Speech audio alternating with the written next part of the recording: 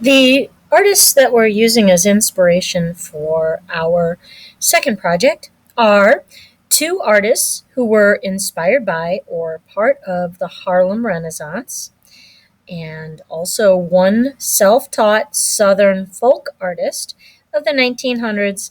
And then we're just going to take a quick look at one more American of the same time period that has a similar style.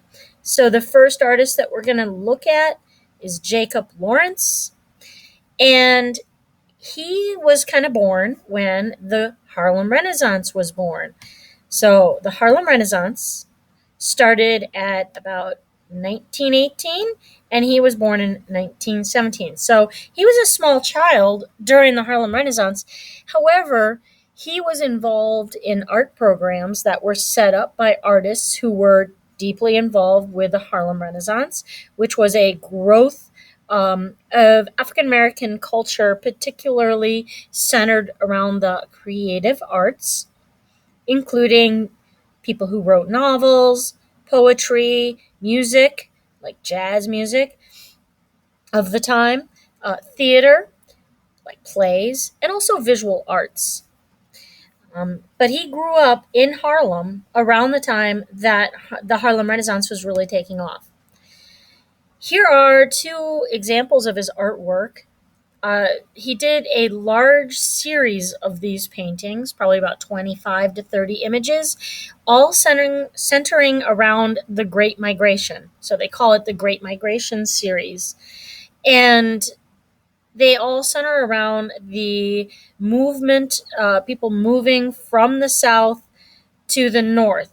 African American people were looking to move away from the South, where there were dangers and difficulties centering around racism, in segregation, and other hardships in the South.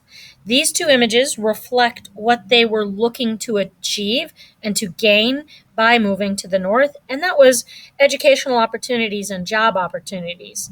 So you look at the people in the background on the image on the left, and they're working in construction, not in the fields as often in the South people were having to do.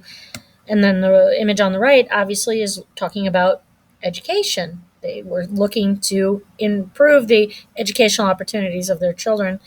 This image on the left, done by Jacob Lawrence, is also part of the Great Migration series. You've got people look like they're traveling to me.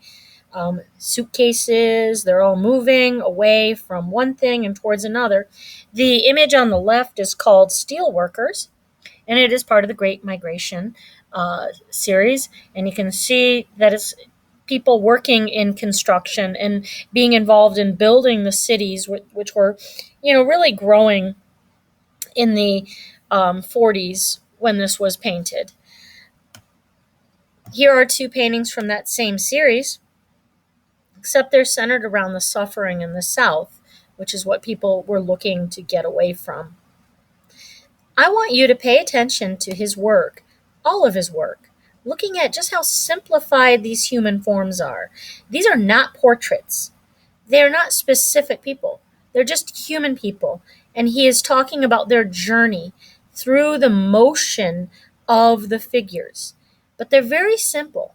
There's not a lot of detail. These two don't even have face showing. I can hardly see any detail in the faces of these characters. That's what we're going to be going for. Simplified forms showing motion and emotion. Here are two more images. One is of the bomb dropped in Hiroshima, Japan by Americans. He did a series of painting reflecting the suffering of the Japanese people because of that. The after effect of the bomb and the radiation was just as deadly and harmful as the bomb itself.